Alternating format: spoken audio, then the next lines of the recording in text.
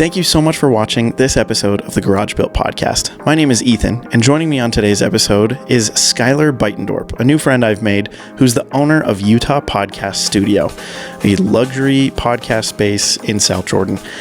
I am very, very glad that I was able to talk to another podcast nerd for once, because having started a podcast myself and listening to his story about starting his podcast, as well as starting a business, he's got some great insights, and they're insights that I believe are valuable for all of us. So if you will, pay attention to a couple quick ads before we get started.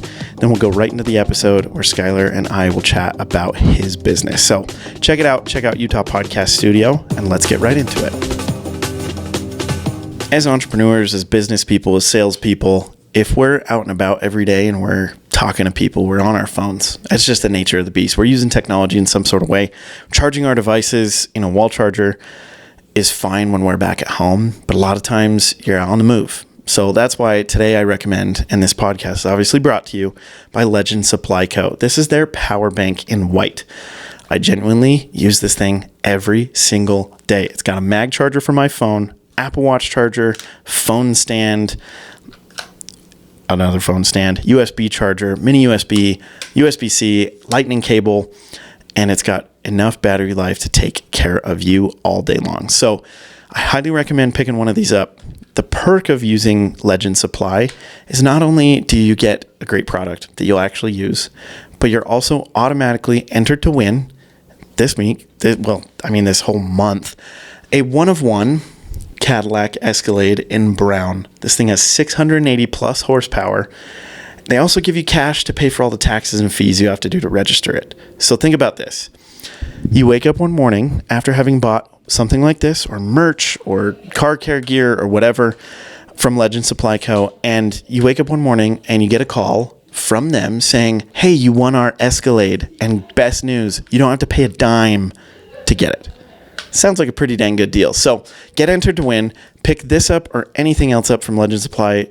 Literally everything you get is ultra high quality, and the link is in the description below this video. If you use my unique link, it directly supports the podcast, but you also get $5 off your order. So do that. Check them out. On to the next one.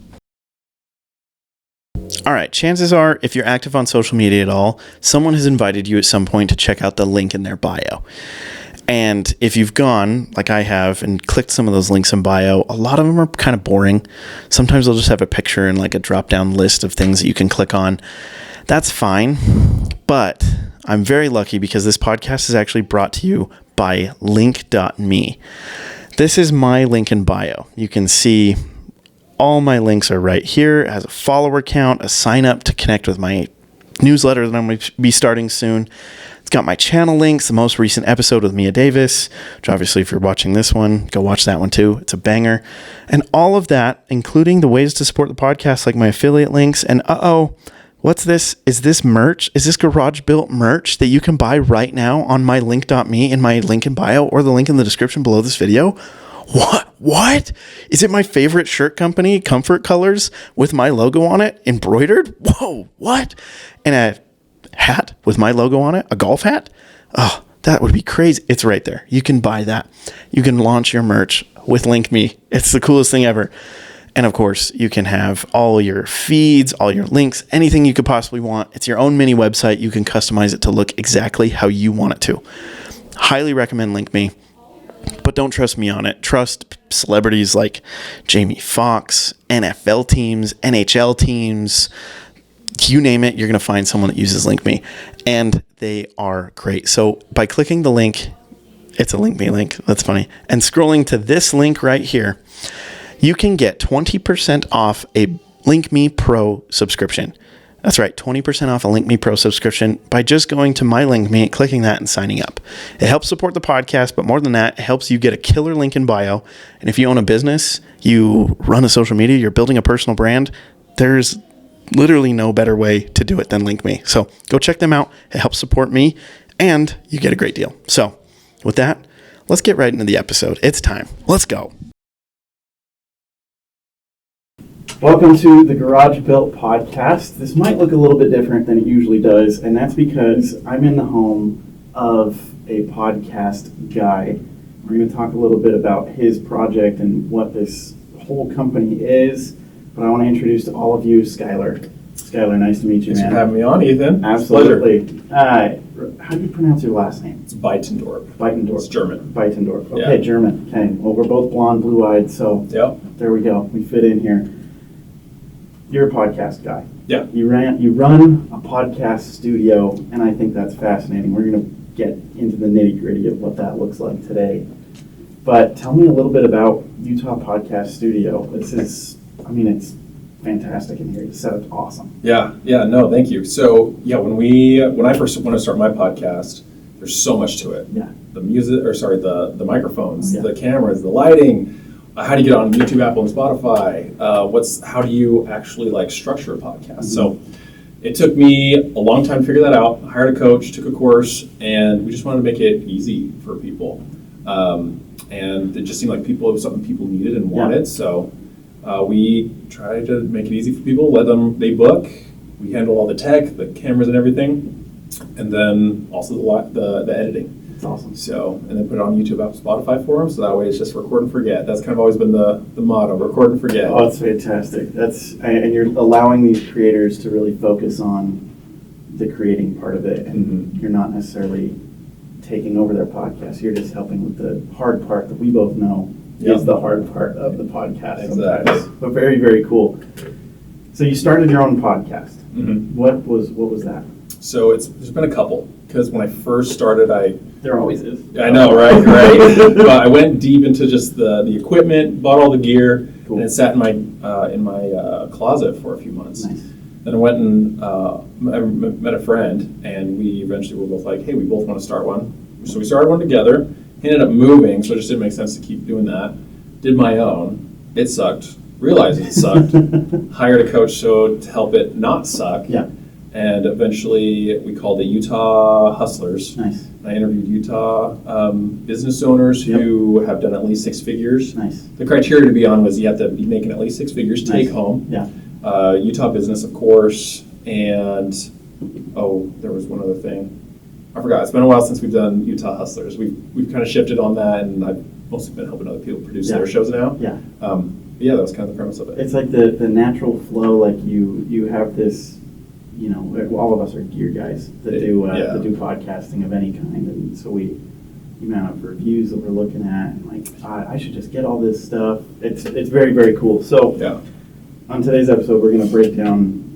We're going to kind of dive in deep on some of these questions I'm already asking you, and kind of figure out what your view is of what it takes to start a business and how it's gone and all that good stuff. But I'm so excited. Very, very cool. Yeah, I'm looking forward to it. So tell me about, let's start at the beginning. So where are you from originally? Are you from here in Utah? Where are you from? From South Jordan, Utah. Bingham? Yep, went to Bingham. Graduated 2014, so it's been a little bit. I'm 3 years behind you. How about that? 2017. Can you believe it's been Dude, almost 10 years? You have your 10-year reunion next year. Next year. Yeah. I was talking to some friends. My two last guests graduated with me. Both started businesses. I don't know what it is about us South Jordan people, but we hustle, and we're all starting something, it seems. And when I was talking to them about it, they were like, "We're all just kind of doing stuff now." Huh? Yeah. Very, very cool. Another Bingham guy. That's 3 in a row. How about that? Very cool. Yeah. So you're from here. From South Jordan, yeah. Cool. Where'd you go to school? Did you do? So I was homeschooled the majority of my life. Cool. Homeschooled, then went to Bingham. Took a few classes from Bingham. Sweet. And it's a lot easier to just tell people, I went to Bingham. Yeah. Because technically I did, but I didn't graduate from there. We're still counting it. We're still counting. Yeah. No, I mean, I'm in the system. I was in there. Exactly. Played on the hockey team and everything. But no college. Just was never really accelerated in school or excelled in school, I guess. Yeah. And just knew that college and school wasn't the way for me. So, no college. Starting a business. Yeah, just start a business instead. I've had a lot. It's a pattern we see. It's kind of you either take one or two paths. You either don't do it at all, or you go the full length and are doing master's program, crazy stuff, and then the rest kind of are mentorship or YouTube University, which Right, is, YouTube University. I continue to attend to this day. Yep. So that's very, very cool. So you started a business. You knew you wanted to probably do that for a long time. Am I correct in saying Always that? knew I want to start a business. My goal, as like when I remember when I was like 12 or 13, I was like, I want to make $100,000. Yep. That'll be so much money. I won't even know what to do with it. 6 and now I'm like, dude. it doesn't go quite as far as you hope. No. It's still good, but it's like, anyway. No, 100%. Times have changed, right? They definitely have changed, and it's crazy to see, as I interview entrepreneurs, same as the podcast you were starting, probably. I mean, you were the advanced class is what I'll call them. As I'm talking to people on all these different stages of their journeys, it's crazy that the people who are just starting out are like, I don't know if this will make money, but I just want to make like $100,000. That'll be great, just like you're saying. And the ones that are starting to make that and their business is growing are like, I want to take this thing to the moon. I want a $100 million buyout, like all these crazy things. It's like, wow, you are all very different. This is very, very cool. Right. So what, you didn't do school, like post high school. What were you doing before this, and what pushed you to start this specifically? Because you started a podcast, but there are probably other factors leading into starting a podcast studio. Yeah, and I'll say really quick too, my dad is my inspiration for being an entrepreneur because he has his own business. Nice. And so I just always saw like the life he was able to create for himself. I mean, he wasn't driving Lamborghinis and everything, and he was just like, that also just doesn't, like, that's not my goal. Not his goal. Yeah. What does he do? He did landscaping. Oh, yeah. He was able to retire early because he was an entrepreneur, which is really cool. So anyway, because of that, I always knew I wanted to be, entrepreneur. Yep. And he recommended to start like window cleaning. Nice. So just the first year was me and my brother were like, let's just go do it. So knocked doors around the neighborhood, created flyers, and started doing window cleaning. The next year I decided to just do it on my own. Yeah. And did that for about 10 years. And the love for podcasting came from that because as I'm cleaning the windows, I just have podcasts constantly going and going, right? Yep. And I eventually found myself asking the questions asking the questions in my head to the guests, like what the host was about to ask the guest. Like almost guess. Yeah, exactly. I kind of like knew where it was going. And that just put this idea in my head, like maybe I'd be a good podcast host. That'd be kind of fun to have my own show. Yeah. And so, kind of heard the story from there, but eventually started my own just for fun while I was doing the window cleaning. And we can go more into that if you want, but that's fantastic. did window cleaning for about 10 years. And that's as entrepreneurial as it gets. I mean, so many people I've talked to have done sales of some kind, and I feel like that's a very entrepreneurial path to go down. Yeah. And probably 75% of the people I talk to have done door-to-door specifically as their path to do it. And window cleaning, obviously you've gone door-to-door. It's very interesting how that path always pushes people kind of in the same sort of direction. Yeah. It's very cool. And obviously us South Jordan people are not immune to that. We're probably the biggest culprits of it. So very, very interesting. Right. So obviously Utah Podcast Studio comes about. You're doing your own podcast. You're like, I have the equipment. I'm going to buy more equipment. We're going to start this thing. Do you remember when Utah Podcast Studio became your reality? Like where you're like, this is what I'm going to do. Yeah. That's it. I'm going to get rid of window cleaning. I'm going to move on to this. When did that happen? So it was, the fall of 2023. Okay. Because I was still doing window cleaning, and it was kind of weird doing my last window cleaning job. I was like, that was it. We're going to just be doing podcasting now. Yeah. Because I had the window cleaning. It was just solo. I was never, that passionate about it, but it paid the bills, and I liked having the freedom of what I was able to do. So mixed in the podcasting with that until the podcasting could pay for my life. And it became real just that fall when, maybe it was 24 actually when it happened. I can't remember, but it became real when I just knew like, okay, I'm going to actually take this seriously. Yeah. It's clearly making some money. Yeah. And it was making enough to just pay for my bills. Wasn't going out to eat ever. Yeah. I wasn't, doing anything glamorous. But it was just enough. Yeah. And so that's when it became real, just letting go of the window cleaning, focusing all in on this, finding every possible way to market it. Yep. And now we're here today. Now you're here today, and you have, the building that we're in, I'm familiar with this because my little brother was at a counseling thing here for a long time. Okay. So I'm familiar with this area too. Nice. What made you choose here? Is this close proximity to home? Is this just a good deal? Is this, I mean, the studio you have set up, this is one of, it looks like 3. One of 3 sets, yeah. And, I mean, you've got a whole kind of boardroom out here for events and things like that. How did you decide here was the spot? We decided here, and more just happened than nice. me being a decision. But I had a client who also needed a space because I was doing it out of my apartment. Oh, nice. So I had 2 sets in my apartment, sleeping on the floor, you know, trying to make it look like I didn't live there, Right. and I totally did.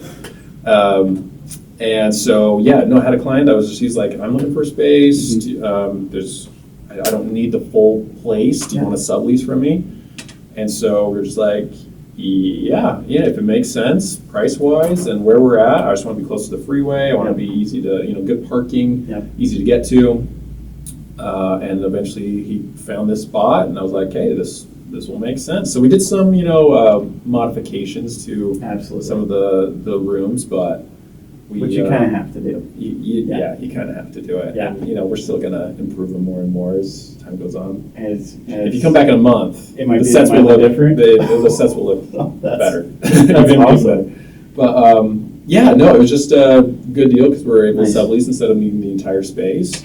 It's quiet, it's close to the freeway, and it just made sense. So we've been here ever since then. You're one of the first people I've talked to where you've had like an established location. A lot of these people are, running an online store, or just they're a photographer, they're running it out of their house type of thing. And so to have an established location, it's fascinating to hear, sometimes you just got to make deals work. I think that's very, very cool. Yeah. You said something earlier, while you're doing window washing, you're constantly listening to podcasts, that's all you do. Yeah. I'm the same way.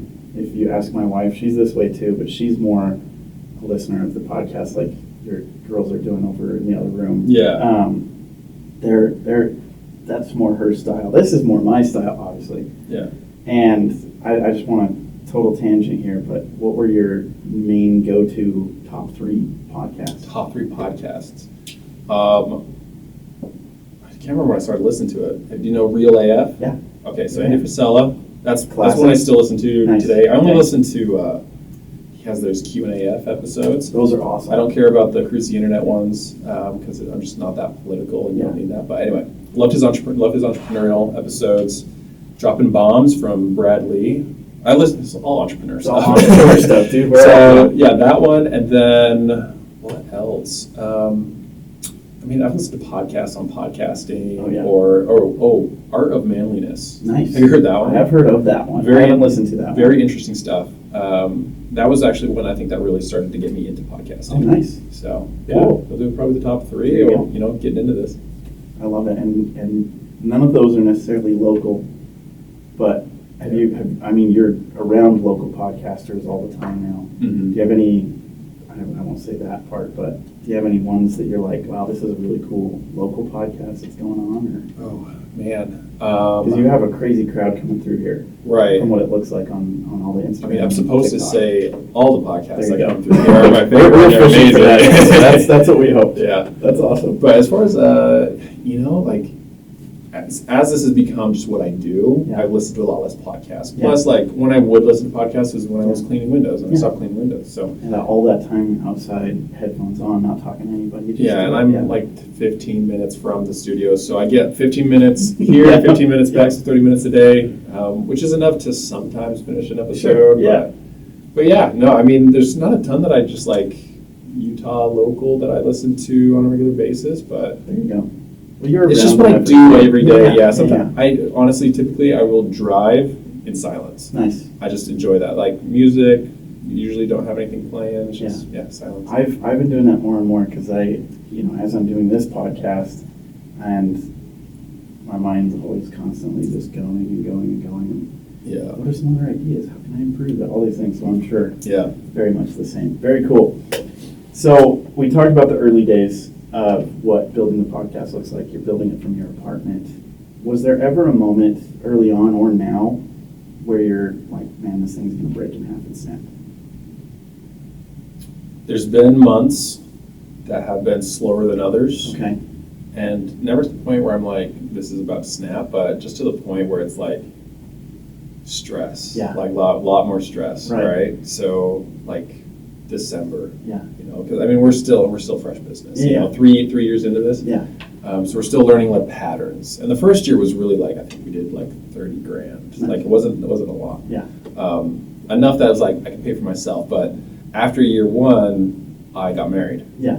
And so it was like I need to make more You're money. like, all right, we gotta hustle now. Yeah, right. Yeah. Which is very motivating in of itself, just being married and like having your own business. So, but no, luckily not. There's just been slower months that have been a little more stressful than others. But I've always felt like we'll be okay. And having I think an emergency fund for the business and for yourself personally, It's huge. is huge. Yeah. Sleep a lot better at night. Yeah, it does help you sleep a lot better Yeah. at night. Yeah, it's when crazy things come up, it's so important to have a little bit of a backstop. Yeah. Obviously. Yeah.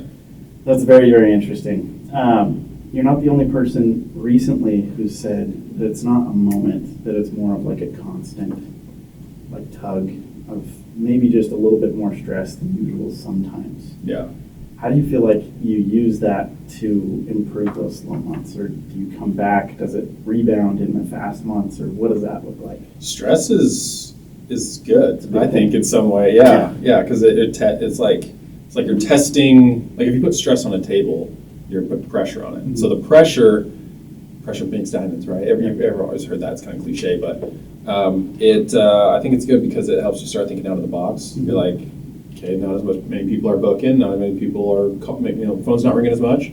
What are some out of the box ways we can market and let people know about what we do? Because if everybody in the Salt Lake Valley knew about what we do and how we do it and how well we do it, we would be so busy you would hardly have time to we have to expand so much, right? Exactly. Which would be fantastic. Because it's usually just people don't know what you do and how well you do it. So yeah, it's just the pressure's good because it's like, okay, how can we be more creative with our ads? Yeah, you're like pivoting more and exactly. Yeah, what's some new ways we can market? And so it always seems like after a slow month, the next month or two always kind of like peak a little more. Yeah. And so, but then I am guilty of getting comfortable and just being like, oh, it's working great, I'll go out, take a week vacation, let the people handle it. And it all falls apart and they're like, oh, okay, back at it. But I do think owners should take a vacation, like 1 to 2 weeks, see what breaks, then you can come back and fix it, and then do that periodically. So that's an interesting take because I feel the same way, where it's like, I'm going to set myself up for a little bit of stress because I want it to hopefully show me what the weaknesses are and what I'm doing. I think that's super interesting. Yeah. How have you done that? Is that just this pivot that you're talking about with just moving things around, trying new tactics on marketing? How does that feel? To try new things? It's good. It's always scary. Running ads sometimes feels like you're just flushing money down the toilet. It does sometimes feel that way. But it's like you fail your way to success, and so it's just kind of part of like we're gonna lose money, but we'll make it back as long as we don't stop at the first failure. Well, that's the biggest point right there. I love that because someone I talked to a couple weeks ago, I shout out Tanner Davis from Kiba Outdoors. His whole thing was when these hard things come up, it's not you don't quit. You can't, especially if you're building something as cool as this or really anything. But the people that don't quit win for some reason because they're just not frustrated by those moments, those quitting moments where some people are like, all right, I'm done. That's all good. I'm out. Yeah. The people that keep pushing through that tend to be the ones that also find success. Yeah. Very interesting. So you've got that very, very much right. Now, I don't ask everybody this next question, but I'm curious for your take on this. On the opposite end of the spectrum, we're talking about the stress and the breaking. What about the positive end of that? Like decisions you've made that have been massive wins for you, that maybe came from these outside of the box thinking moments. Do you have any of those? I think nothing like major or like that hasn't been heard of. For me, starting, didn't have a website. Okay. Once I decided to invest, was it $3,000 into a website? Once that website was live, immediately started seeing a lot more bookings. New stuff, yeah. Getting on Google, getting on Yelp, getting on all these places to be able for people to find us. was huge, Mm-hmm. Especially the Google one. So it sounds so simple, but it's like I didn't do it for so long because it was like, oh, I didn't know how, so I'll push that off till later. And it's like, man, if I would have put a good website up a long time ago and spent on Google and started getting reviews earlier, like, man, I would have made probably another $100,000 by now. You know? Yeah, exactly. So nothing like major that like really pivoted the business. Yeah. It's just like it's just small and simple. Yeah, what we talk about here at the studio all the time is like anything that improves us 1%, we do it because after weeks, months, years, they add up a lot. And so it's just small improvements day after day. I love that. It's the science of the compounding interest versus any other kind, where it just builds upon itself. Mm-hmm. The better you get, and the more those 1% you stack up, it just changes everything completely. It does. Very, very cool. Yeah. You mentioned this a little bit before, just a second ago, but a lot of people in any sort of business have, outside of those that are actually starting them, have some misconceptions about what it actually takes to do it. For podcasting specifically, like I said before, I'm obsessed and I'm constantly thinking about this stuff. So hopefully that translates to what you guys are seeing. But so many people are just like, oh, you just hit record and it's done for you. Mm-hmm. It's not. You and I both know that. It's very much not that simple. But what do you hear people say that maybe are outside of this world? What do they think it takes, and what do you see that it actually takes? In business or takes to grow a podcast? Give me both. Okay. So I'll start with business. Yeah. It takes a lot more than you think. Yeah. But it really isn't that much when you love it and it's what you want to do. It's just what's necessary. Yeah. And so you do it. For me, that was cutting my spending to like the bare minimum. Yeah. Living in my business, which was my apartment first, and then turned into my business. It took actually the biggest reason we are where we are today is because of my wife, because the studio wasn't doing all that much revenue. Okay. It was still in my apartment when we got married, so we lived somewhere else for a while, and she was a nurse, and we were like, let's just live off of. She is. She's only working like 1 day a week, just to keep up her license. Yeah. Maybe there's a pattern with us South Jordan boys. My wife's also a nurse. Also nurse. And also works part time. Very cool. Anyway, nice. Keep going. Yes. So so she was working full time, and we were like, okay, let's only live off of your income, and everything that comes from the studio, we invest back in the studio. Better cameras, better lighting. Yep. We get a commercial space, put it into a website, and it was just like. It's kind of stressful because it was like, oh, well, $1,200 on just this like back wall, but I think it'll really make the studio better. And we're like, all right, whatever, no risk, no reward. Yeah. So anyway, did that for about a year, and then we were like, so glad we invested everything back into it. Yeah. But I think that's what it takes, living below your means and investing everything back into it, back into education, back into better equipment, back into better marketing, better website. Better videos to promote yourself.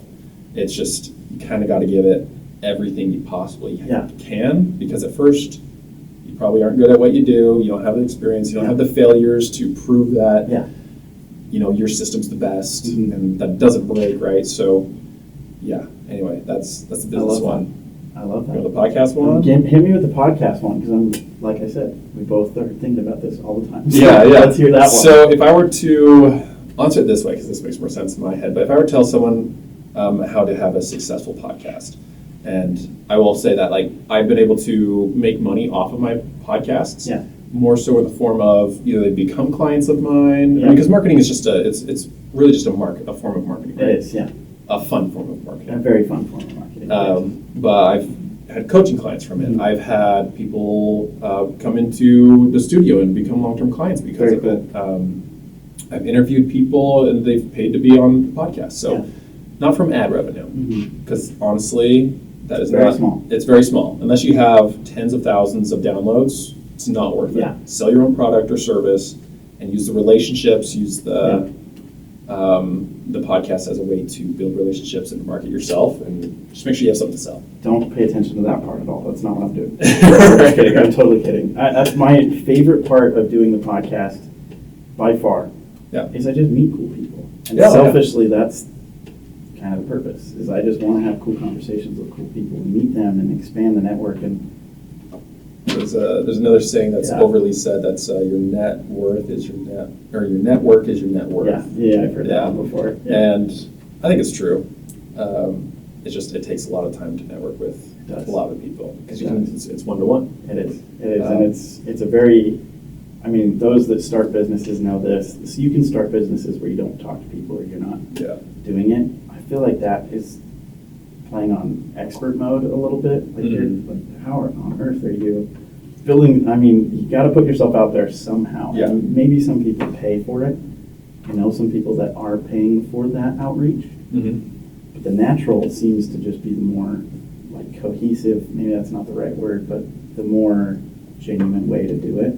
It's very cool. Yeah. So starting a business with relationships as the goal is a cool one. Yeah. Yeah, very cool, I think and so. especially with the podcast. So with Utah Podcast Studio, seems like you guys are growing, you guys are doing great. Your social media is fantastic. And is it you and your team that do that? You kind of play with all that? I haven't posted in 6-8 months. I got people that do it for me. There you go. Yeah. Nice. The quality definitely has improved a lot. Cool. Because at first it was like, okay, how do we get the content? How do we make it so we can legally post other people? How do we, just what are the little things we do when we make a post that make it just a lot, just look nicer. Yeah. Most people don't follow a podcast studio for entertainment. No. It's really there as a portfolio, Yeah. right? But team does it. I love it. It's awesome. It's so nice to have people that are on your side with the whole thing. Yeah. And they're probably helping you, as well with building it. With that, what are you and your team focused on building right now with Utah Podcast Studio? Focus on building, there's just, again, it kind of goes back to the 1% differences. Like, we're like, okay, we look at the studios, we like them, people like them. How can we make people just love them? Yeah. Because anyone can go and build a podcast studio, but there's a certain level of, you're kind of constrained by your money a lot of the time on how nice you can make things look like. And just design too. Design's really important. You can't, you can have all the money, but if your design sucks, then no one's going to want it. So, we're working on improving all the sets, just, probably do a 20-30% upgrade improvement to them. Very so cool. It just looks like just much more premium than it does now. It's still a premium right now, but just get them to the next level. Probably adding some more lights, more cameras, because it's a 3-camera setup right now. We want to get that to 5, maybe more. Yeah. What else? Just making the booking simpler for people. I think it was this year, we started doing memberships. Nice. Was it this year? Maybe it was last, I can't remember. But we do unlimited memberships where people can come in every day if they wanted. Yeah. And it seems like that helps, because I don't know, it's not necessarily cheap to record in a studio. No. The quality's great. The quality's fantastic. But anyway, so people being able to do it unlimited, I think, really helps them feel like they're getting a lot of value. Yeah. What else are we doing to build? A lot of it's just marketing at this point. We've Put really got yourself a out good there. system. Yeah. We get things back to people quickly. I think we do a good job on our editing. No one's ever left us a bad review. Nice. We're really on top of it. Oh, that's so, huge then. Yeah, luckily. Yeah. Almost at 100 reviews and no negative ones yet. There you go. There you go. Yeah. Well, that's very cool. So it's a gradual build. It's not like, oh, we're gonna bust out this wall and we're gonna do this. It's more, we're gonna make improvements to what we've got to just make them elite even more. Yeah. Because I'm still constrained by money. Yeah. Money's not unlimited. It's like I have my own bills I gotta pay. My team has bills I gotta pay. We gotta pay rent. We gotta do all these things. And it's like I wish we just had an extra $100,000 to really just do everything we want, but we don't, and that's okay. Yeah. You don't have to be perfect to start or to make any improvements at all. Yeah. So it's very interesting. So a little bit of backstory. The previous place that I worked for, I was helping the owner build out his social media a little bit. He's taken it in a very different direction than what I was helping him with. But as part of that, he kind of put himself out there a little bit and got on a lot of podcasts in Vegas. Okay. And Vegas has plenty of podcast studios, but they're kind of like, you see a range. Like you see very kind of, I don't even know how to describe it, very interesting sets where they have like fake Rolex boxes and like it's very interesting, like Rolex boxes and champagne bottles and all this weird stuff in the back. And you're like, is any of this real? No. It's just for the look. It's just for the look. The video podcast studio. That's the name of it. So there's probably the best studio down there. Yeah. Quick plug for that. That's awesome. They do a very, very good job. Okay. Well, I'll have to send him. If you ever go, send him down that path, because he's been on a couple, and there's ones that we both really like, and there's ones that we're like, what on earth are these people up to? Like, this is very strange. Right. It's very interesting. I don't feel like this one is very strange. This one's like top-notch quality. Thank you. You've clearly done a ton of good work, and you've told me about it, and I appreciate that. Like, you can feel that there's care here about it. I hope so. Which is, that's good to hear. I'm sure, your goal. Yeah. Very, very good. So on the business side of everything, and maybe we'll do the podcast side of everything too on this, but there's a lot of people out there that want to do something. Mm-hmm. And we've talked about pivoting and not quitting, just being able to be maneuverable and get past those obstacles that will pop up and the stress that will pop up. Yeah. But if someone's building their business and they're on day one, Mm-hmm. and they ask you, what's your number one tip? What are you saying to that person? I have seen a lot of entrepreneurs, I mean, because it's hard to do one tip. Yeah. But I've seen a lot of entrepreneurs that are like, oh, I'm going to do a little bit of like e-commerce. I'm going to also mow lawns. I'm going to do this. Mm-hmm. The first thing I would make sure that they're doing is like, you have your job, and maybe it's another little entrepreneurial thing you've done that makes money. Like for me, that was window cleaning. Yeah. Have that and start, if you need that, and then start your business and only focus on that business. Yeah. And keep it simple too in your business. Don't have like 10 different offers. Like simplicity and singularity, like in what you're building. Biggest thing. I've probably learned that more than anything this year is keep things simple. Yeah. It's like people say, keep it simple, stupid. Oh yeah. It's because like it's like you're dumb trying to make it so complex, and here's all the features and everything you get. Here's a list of 20 things you get with working with us. It's like that's not relevant to your client, and you're confusing them, and a confused mind doesn't buy. No. So anyway, it would just be like focus on the one thing. Yep. Get good at the one thing. A lot of people, I say a lot of people, but I think it's smart to start for free too, because especially if you're brand new at something, if you have no experience in it, why would you exchange money for something you are brand new at and might mess up on? Get some reviews, get some experience. The real value in your first time clients is learning how to business. And I think it's a pretty good exchange. It's like, hey, I've never mowed a lawn before. Right. Can I do it for free so I can learn? Yeah. It's like, that's a good exchange. Well, a person's for sure going to be more willing to do that instead of like, hey, it's $300. Also, I've never done this before, so let me mow your lawn. Very interesting. Yeah, because you just don't have the credibility yet. No. If you're going to have some plastic surgery from someone who's like, you're their first client, and they're going to reconstruct your face or whatever, what's the likelihood they're going to mess up?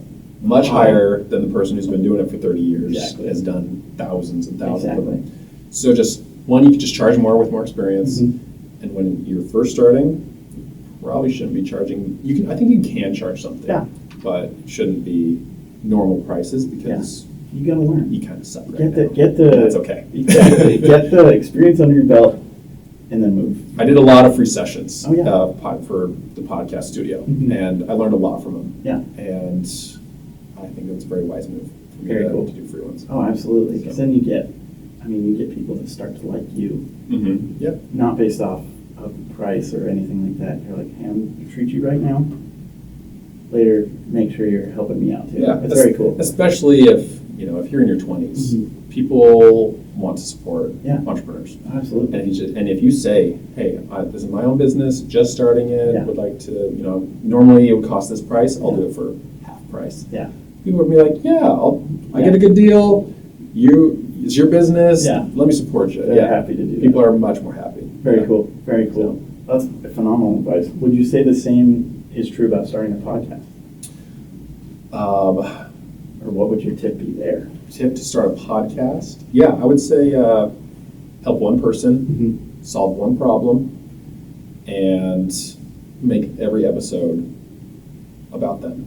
Nothing about you. Not, oh, this is what I do. Well, I mean, put some credibility. Yeah. But a lot of podcasts I see are too broad. Mm-hmm. It's too generic. Mm-hmm. It's like you want to help one person solve what problem. Mm-hmm. So like I'll ask people, and this is like someone who's a podcast coach told this to me too. But he's like, what problem do you solve and who do you solve it for? Nice. That's like the question he asked all of his podcast clients. Yeah. Because if it's too like a podcast for everybody, Mm-hmm. there's a podcast for nobody. Yeah.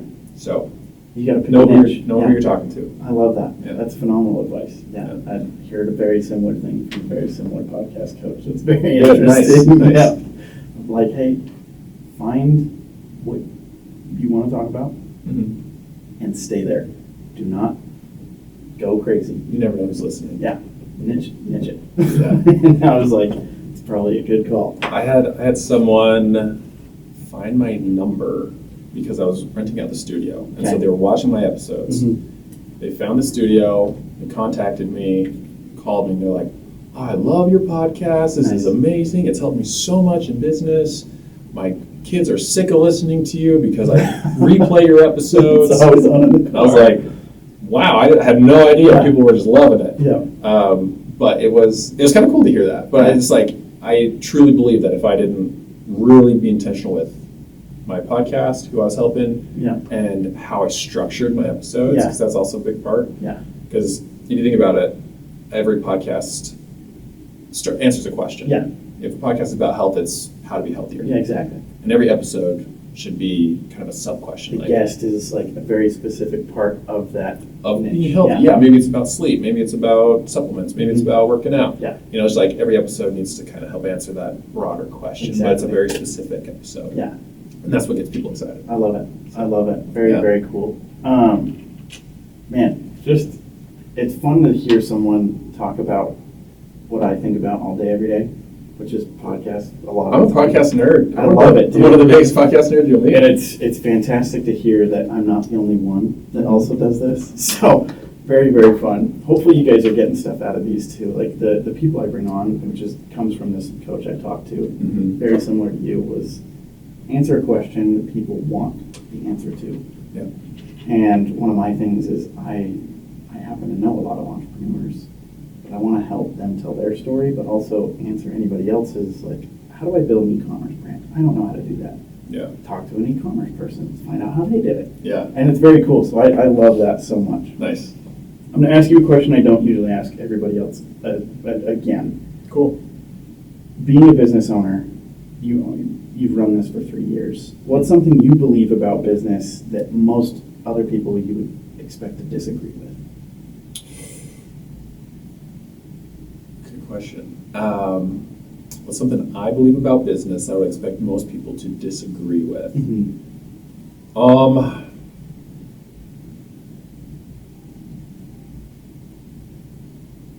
And this can be anything. Yeah, I'm like, what do I believe that most people would disagree with? For example, I'll give you some context here. Yeah. One of the guests I've had on said debt. He disagrees with debt. And he quoted Dave Ramsey, he's like, not to a Dave Ramsey level at all, but starting a business, if you can't avoid debt, do it. And then that just makes you more credible. And that was that maybe some other people would leverage that. Yeah. So, See, what would yours be? yeah, maybe I'm just thinking that all my opinions is everyone else's opinions too. Yeah, And yeah. so I'm just like, yeah, why would you borrow money when you don't have to? Yeah, You know? right, yeah. So, but I do agree with that. Mhm. Do a lot of people think you need to, I mean, I hear it all the time, Yeah. but like, to me, it just doesn't make sense. Like, you're starting a business, Yeah. there's so many variables, Yeah. there's so much risk. Like, why would you add a loan you are guaranteed to have to pay back at some Yeah. point? Yeah, it's crazy. So, I mean, I did this all debt free, Yeah. and I was not making much money for Yeah. most of my 20s. Yeah. Almost all of my 20s. Up until the very end, I was like, wow, I've never seen this much money. And it was still not even that much Right, money. yeah. I'm just like, holy crap. Yeah. But no, I think just for me, what really just made it possible was not spending money on stupid stuff. Yeah. I think that was the biggest thing, staying out of debt. Because every time you have a car payment, it's like that's $500 that, you know, if you save up for a number of months, you could just really just buy a beater car, cash. And my car that I bought it with 167,000 miles on it, drove it to 210,000 miles, and almost did nothing to it. There you go. I put new brakes on it. There you go. Maybe, I don't even think I've ever replaced the battery, alternator once, you know, like it was, and then I sold it for like $2,000 more than I bought it for. Great. So it's just like, don't try to be glamorous up front. I think that was me. It's just, I wasn't buying a lot of clothes. I wasn't going out to eat. I wasn't doing things like that. It was just like everything into the business. Yeah. I still went on vacation every once in a while. Oh, for sure. Yeah, I think that's a good one. I like that. Just like almost disappear for a minute and just build your business for a year. So that way you can hire a team and that can build it for you. I like that. Because a lot of people are a little bit about the flashing. And they want that as quick as possible. And as soon as they can, they're like, boom. I was too. I bought a $50,000 car when I was 22, 23. Okay. It was a lot of fun. Yeah. And I wish I never sold it. Yeah. I truly do wish I never sold it. It was a Mustang Bullet. Oh, wow. So it was like the cool version of the Mustang, if you will. A lot of like that $800 a month payment could have gone to something else. Yes. Problem with me, I didn't know what I wanted to do. Yeah. So I bought a car instead. It happens. It happens. Well, very cool. We talked about this last question that I usually ask people already, so we won't get into it any more than we need to. Mm-hmm. But the theme of my podcast is garage built. There's a crazy pattern of people building empires out of their garages. For you, it was your apartment. Yeah. And I'm sure the gear has improved since then. So what did that apartment studio, the two-set studio that you had, look like, and how has that changed to now? Yeah, Besides the obvious. Yeah, I tried to copy and paste more so the design and the idea of both the sets. Because we have kind of a darker set with the table, backlights, all that. That was what used to be my bedroom. Okay. And then we have the living room, which is the lighter, it's like white, brown, loungy type of vibe. That was in the living room. And so that's what it looked like before. So people would like drive onto a gravel road. I had two Ferraris. Then they were like, this is the first time it's ever been off the pavement. Yeah. Like, we just do a good job. Yeah. Sorry. Like, shouldn't be there. But yeah, it was just like, it was behind this house. Okay. You wouldn't know where it was. There was no signage. They would walk upstairs because it was above a garage, actually. Okay. And they'd walk in, there's the kitchen on one side, and there's the podcast set on the other. And yeah, I just locked, I moved the lock from the bedroom. So the bedroom door has a lock. Okay. I moved it from the bedroom to the closet so I could put all my stuff in there and lock it so no one opened it and saw like my roll-out mattress, my pillows, my clothes. Yeah. And yeah, that's just what it kind of looked like at first. It was kind of like, looking back, I'm like, that's what it took. And I can't believe people bought from me, but they did. But they did. Yeah. That's fantastic. So, no, it's been a wild 3 years. Very different from now. So different. Yeah. Yeah. And obviously there's a trajectory to all these things, but if you guys are local and do have a podcast, I know some of you listen to this, please check out Utah Podcast Studio. I'm blown away. I think this is one of the coolest setups I've seen, and I like it better than the ones in Vegas personally because it's closer to me. I don't have to fly down to Vegas or drive down to Vegas to be there. But this one's just, I mean, you can tell you care about it. Your team cares about it, and it's set up very, very well. So very cool. Thank you. Now I'm going to surprise you. Okay. We have two last things that we do every time we have a guest on, and we're going to make put yourself out there a little bit. But you're already doing your ads, so this won't be any different. But I need you to look into your camera right here and give a 30-second to 60-second commercial of Utah Podcast Studio. Then we'll go on to the last one. Okay. Is this part of the episode, or This is is this part of the episode. is that after? Oh, yeah. Okay. 30-second commercial. Putting you on the spot. I know. I'm like, what do we say? So we're Utah Podcast Studio. We help anyone who's creating a podcast or wants to create a podcast. We help it come to life by handling all the tech, the computers, the microphones, the cameras, the lighting. So that way you touch nothing and you get everything. We'll edit it for you, put it on YouTube, Apple, and Spotify. We'll even coach you on kind of what's working, what's not, what we see being, creating successful podcasts. And we'll do our best to make you famous as much as we can, right? People love working with us, and I think you will too. Come check us out. That's fantastic. Very, very good. Thank you for doing that. Yeah. Then the last question.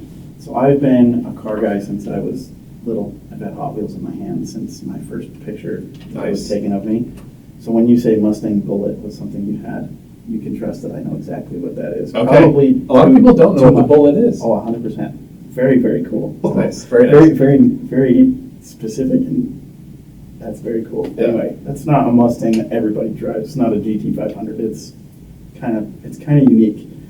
But if money's not an object, okay, and I've had varying answers on this, from dad trucks to a beat up old Tacoma that a filmmaker friend of mine really wants for some reason. Anyway, Yeah. money's not an object. Okay. Your dream car. Dream car. Quick story. Okay. Last fall, I bought the Mach 1, Nice. 2022 Mustang Mach 1. Very cool. And flew out to California to buy it. It was like the dream car. Yep. I loved the transmission and I loved everything. And 12 hours, flew out in the morning, 12 hours, drove it back. Yep. And I felt nothing. I felt empty.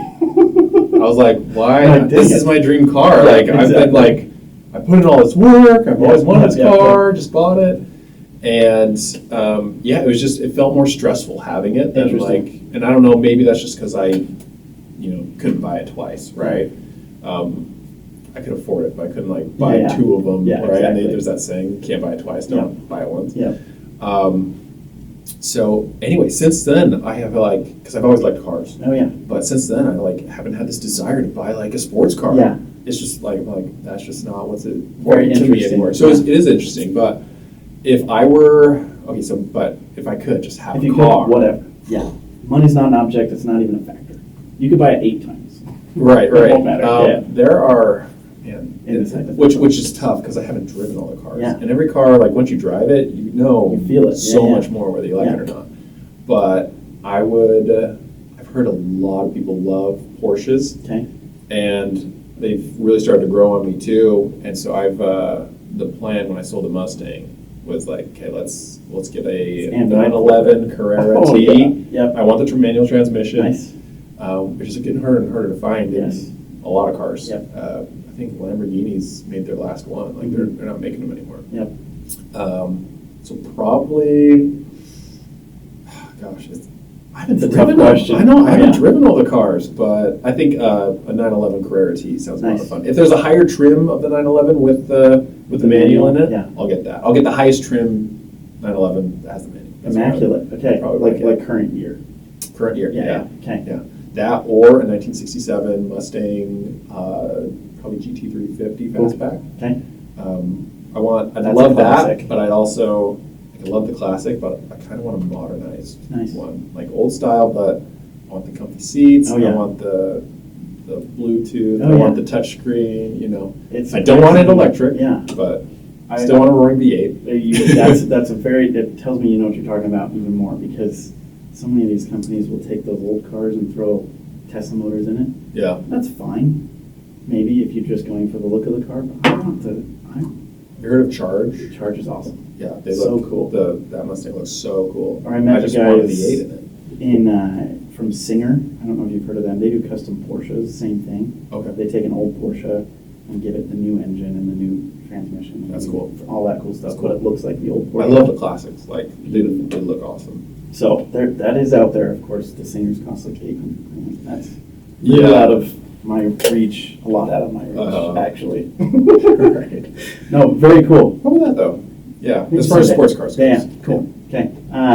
So I'll tell you about why I asked you that in a minute once we end here. But thank you so much for coming on. Yeah. It's such an honor. I mean, being a podcast nerd, talking to a podcast nerd, it's cool. It's fun. I can get some of the things I usually don't say out Yeah. there, and you'll understand what that means. And I appreciate you being able to do this. It's been a lot of fun. Yeah. I've been on a handful of podcasts last year or Yeah. so, has been my favorite. Awesome. Hey, that's a good review. I like that. Well, we'll have you on again, and we'll come here and film more, because I'm like blown away. I love this. So, yeah, anytime. Very, very cool. So now, after the interview, we move on to the analytical portion. I'm going to sit down for just a second and talk about a couple of things that I'm pulling away from our conversation, breaking down for you guys that are watching or listening at home, or on your morning commute, which seems to be the time when all of you listen to this. So we'll move on to that now. Skylar, appreciate you. Thanks for coming on. Thank you.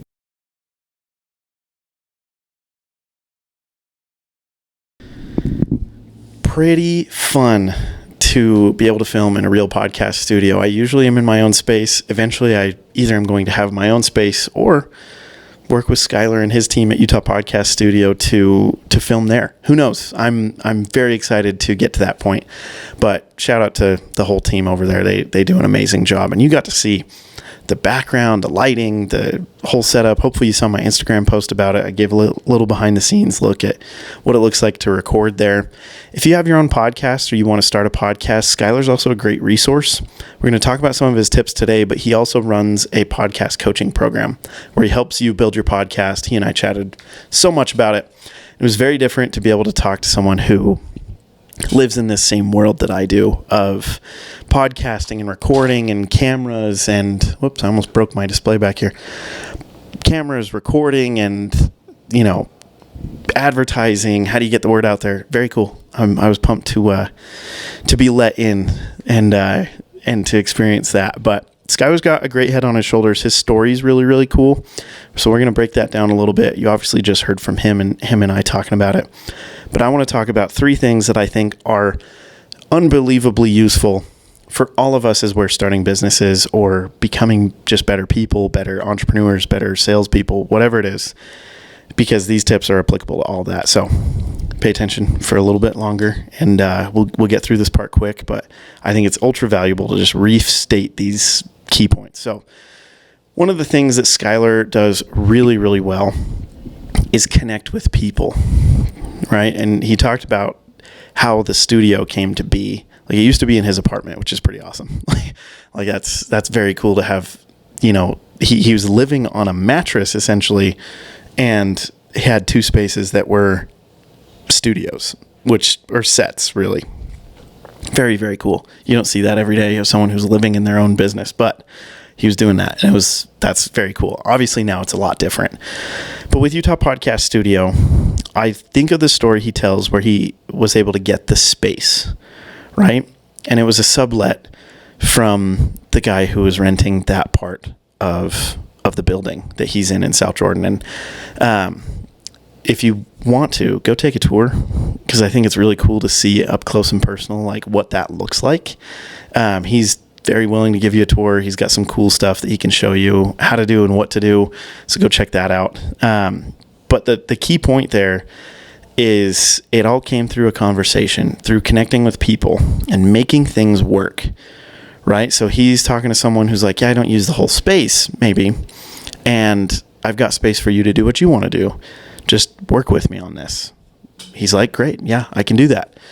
And I think that small little caveat that he mentioned he kind of mentioned that at the beginning of the interview is a very, very big point for all of us, because through further conversations I've had with people, like, how crucial is that? Like, connecting with people gets you way farther than just throwing crap at the wall and hoping it sticks, right? Connect with people, hedge your bets. You're always going to win through connections and through making things happen. You're never going to win if you don't take the shot. Michael Scott and, of course, Wayne Gretzky said it best. You miss 100% of the shots you don't take. Yeah, it's very true. And I think that's ultra true, especially with people. Bet on a conversation. There is literally no world where you don't come out of it with some sort of win, right? And you might say, that person might not want to talk to me. Great. If they don't want to talk to you, that's fine. But you made the effort. It does take a little bit to get out of your shell. And I understand that people have, reservations about that. Maybe some people are a little more introverted, and that's fine. But at least be willing to also be on the receiving end of that. If someone approaches you and says, hey, I want to talk to you about this, or hey, I really like your shirt, your hat, your pants, maybe if they're complimenting your pants, you might get another thing coming, but but just be open to that type of thing, because when that comes, you want to be like open-minded and willing enough to accept that. So huge, make things work by connecting with people. I mean, that little story that he told shows a bigger picture of how he operates too. I think that's very cool. Next up is the improvement that he was talking about. So obviously by owning a studio and by running podcasts, the whole point of the improvements you can make, you can improve the set, you can improve the lighting, but that sometimes does take some effort. It takes some trying, it takes some practice, it takes adjustment, right? And he mentioned something crucial, that his focus is on improving 1% every day. And these small and simple things that he can do that will just translate to massive improvements over time. And I think that illustrates a good point. We've talked to a lot of entrepreneurs recently who are kind of in the process of getting their success, right? None of them, I wouldn't say, are like overnight millionaires or overnight complete success stories, right? They're all going through things to level up and get to that place where here they are. Now they're making it work. And man, I think the improvement by 1%, I mean, so many people talk about that. It's not a uncommon thing to hear from gurus or from successful people, but I just want to put that into your head again. 1% every single day translates through compounding interest to way bigger improvements over time. So I think we should all follow Skylar's example. Whatever that 1% looks like, you should be doing that every day. That's getting up earlier. That's going to the gym and staying a little bit longer. That's improving, your set of the podcast. That's improving your customer journey if you're, running a sales organization. It's improving your website if you're an e-commerce store. Tiny little things that you can adjust and you can get better every single day, and those will compound and you will see results. I think that's super crucial. And to quote some scripture, by small and simple things or great things come to pass. And that's 100% true. And it's extremely true as well in business. It's true for life. It's true for business. It's true for all of us. So I'm making that commitment to improve by 1% every single day. And I hope you do too. So let's do that. Last up is kind of a tactical move that Skylar makes, where for a lot of the time, and some other entrepreneurs we've talked to, Surfboy Era comes to mind, Mobile Emissions comes to mind, all the money that they're making right now, and for Skylar's journey, this was a couple years ago, was being invested back into his business. It was helping his business grow. That was improvements that he could make where, he could use a little more time to really make the podcast stuff and the sets and the organization stand out. So he hires a social media girl. That's an investment back into the business. She's really good at what she does. That's how I got a hold of them in the first place. She does a really good job, takes great videos, edits them super nice. They're cut up, shout out, like you're a baller. So you know who you are if you're watching this far. But investing back in your business as well. Let's look at the wall that was behind us on the set. That wood panel wall. He said it cost $1,200, but that $1,200 was worth it because it looks fantastic. And people, including me, when they come in to record, are like, wow, this is really cool. Like, this is a great design. And they want to come back. And that's just a repeat customer. If you think about it, I don't know what his margins are on everything, but a couple recording sessions and that's paid for, right? And these people think this way, right? Everything that they make goes right back into making it better. I think that's huge. I think all of us need to think about that a little bit more. One of the things, kind of the mistakes that Skylar mentioned that he made was he didn't have a good website and he was missing out on traffic because of that. And he came to that realization, you heard him talk about it just a second ago, where to get the website that he wanted ended up costing like $3,000 or whatever he said. I believe it was $3,000. And that $3,000 was worth it in the end because now the website's fantastic. Now he's got people coming in all the time. They're calling all the time. They're putting appointments in. He's locked in. And that investment pays off. So I highly encourage you to, as you're building a business, you think of this example that Skylar shared where, and he's a little bit of the extreme example where he was living in a place where he was also doing all his recording. So his apartment was the sets. Like, he had 2 sets and was just pretty much sleeping there and hiding all of his stuff so he could record stuff there and do the podcast there. That's the extreme example where you're kind of living very, very, very much below your means in order to get your business to grow. Now, Skylar has made it work. He's successful. There is a path to success doing it that way. That's cool. And we should all think about that a little bit more. Like, yeah, it's awesome to have nice things, but there's a time and a place, I think, and everything will come with time. And yeah, I think Skylar's got an interesting point of view where instead of buying those things first, he built his business first. And, you know, he is successful. His business is thriving. And I think it's really, really cool what they're doing. And he's able to, you know, do things now. And it's just a testament to living the right way. Also, like, you got to take care of the most important things first. And for business owners, for entrepreneurs, that's the business. A lot of times that's the family. Take care of yourself. But, you know, your business is also a crucial element. And eventually, you know, who knows? Maybe you'll be able to sell it. Maybe you'll be able to make so much money and have other people run it for you. Whatever the case might be, investing back in your business is a great stepping stool and is necessary to really build a successful business. So with that being said, just to recap, number 1, make things work by connecting with people. Number 2, improve by 1% every day. And the small and simple things are going to take you to the end. And number 3, invest back into your business first, because that's going to pay you bigger dividends than anything else. So with that being said, go do those things. I know I'm trying to do those things the best I can. And I'm so appreciative of Skylar and the entire Utah Podcast Studio. Like we said before, go check them out. Their links are all going to be down below. If you record a podcast like I do, or you want to record a podcast, you want to learn more about that, you want to work with Skylar in some sort of way, hit them up. They are fantastic people and they will take care of you. So with that, appreciate you guys for watching. If you've watched this far, subscribe, follow on Spotify. If you give us a rating on Apple Podcasts, it helps boost this podcast a ton. I know I say that every time, but it really does. And if you like and subscribe on YouTube, make sure and comment under this video, because I'll do a Hot Wheels car giveaway.